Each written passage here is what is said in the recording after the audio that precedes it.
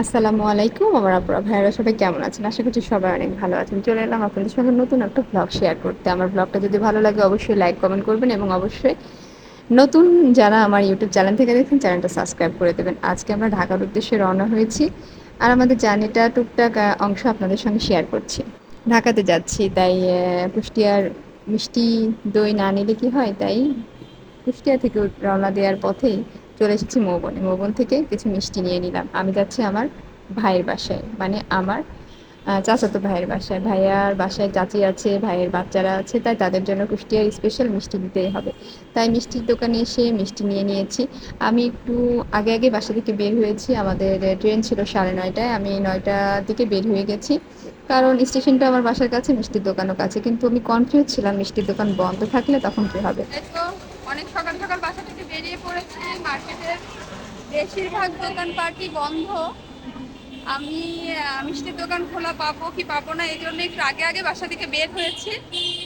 ভাই আর রাতুলকে বলে আসছি যে একটু পরে বেরোতে, যেহেতু আমাদের ট্রেন হচ্ছে 9:30টায়।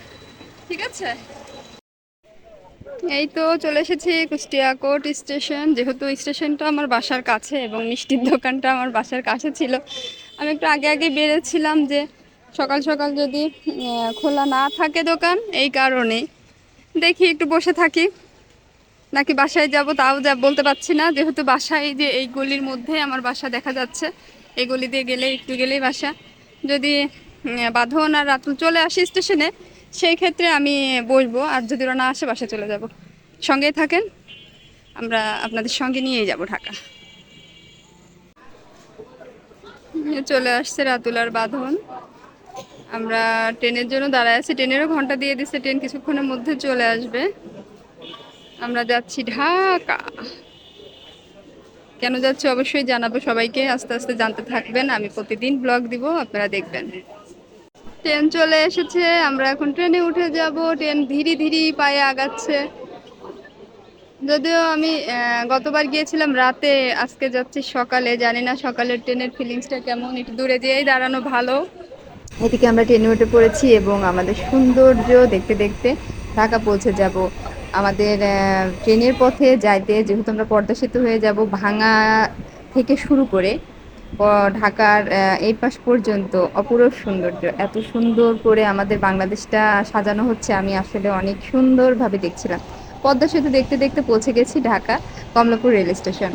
যাই হোক, আমার জার্নিটা মোটামুটি খুবই ভালো হয়েছে। বলতে কি, একটু গরম ছিল, যদিও আমি নন এসিতে ছিলাম, এসিতে উঠিনি, কারণ এসিতে উঠলে আমার শরীরটা অনেক বেশি খারাপ করে।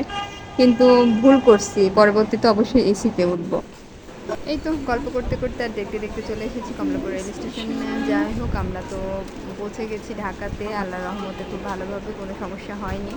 এখন সিএনজি নিয়ে চলে যাব ভাইয়ার বাসায়। আমরা কমলাপুর স্টেশন থেকে যাব মোহাম্মদপুরে, ভাইয়ার বাসা হচ্ছে মোহাম্মদপুর। যাই হোক, অনেক অনেক অভিনন্দন সবাইকে, আর আমাদের জন্য দোয়া করবেন আমরা যেন যে ঠিক টাইমে পৌঁছাইছি, বুঝছিস। এই যে আমরা পৌঁছে গেছি, আমরা হাঁটি হাঁটি পাপা এখন স্টেশন থেকে বেরোচ্ছি। স্টেশন থেকে বেরিয়ে একটা সিএনজি নিব, সিএনজি নিয়ে চলে যাব বাসায়। সে পর্যন্ত আমাদের সঙ্গেই থাকবেন।